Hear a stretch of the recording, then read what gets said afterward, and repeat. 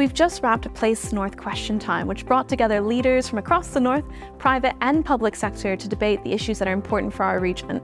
So we discussed devolution, we talked about the budget and its impact.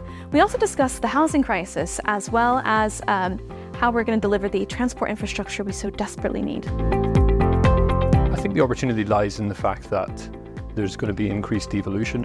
So taking advantage of that, gaining better control, and making sure that there's more local decision making made. I think in the past people have talked about levelling up and Northern Powerhouse and things like that, and those are the right concepts, but I think the new Labour government will probably turn those into action more instead of just being the conceptual things. And I think there's probably just going to be more of an openness to listen to Metro mayors and make things happen. We've got to join up skills, housing, education, transport in a way that minimises the cost of making the North a better place to be, but still delivering the benefits and outcomes that the communities of the North require. It's already clear from the fact that the Mayor's got to meet with the Prime Minister on day 5 of this government, but also the fact that the Council of Regions and Nations has already met, that this government is serious about devolution.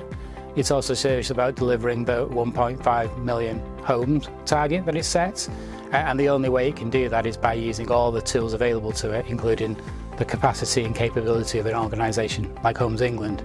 It's that capacity and capability deficit that I think the new government will have to respond to. So I think the greatest challenge facing the North is how we prepare ourselves for the move to net zero. We talked a lot tonight about skills and how we really need to make sure that we equip our young people to take the best of those opportunities, and I think we really need to harness the devolution that we're getting to our major cities and the ambition to take on that agenda to equip our young people to take advantage of all of the fantastic technologies that could set to come to the region and hopefully power our green growth over the next 10 and 20 years. I think everybody is really optimistic about what the future holds for the North. I think we've seen it with the amount of people that are here tonight, with the calibre of the attendees that we've had, with the calibre of the speakers that we've had, and actually everybody was really positive and really ambitious. We weren't talking down the North, we were talking about what the opportunity is and how we take that away and deliver.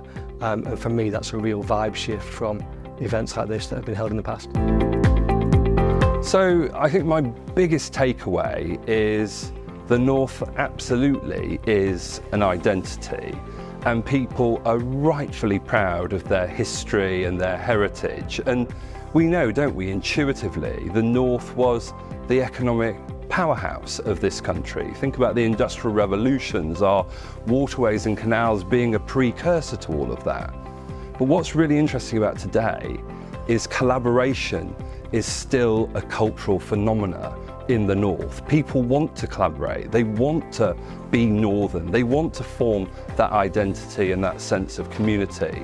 But I think there's still an untapped potential to actually realise something greater, something that's greater than the sum of the parts, through collaboration and cooperation across Northern cities, towns and communities. And for me, that is the biggest takeaway.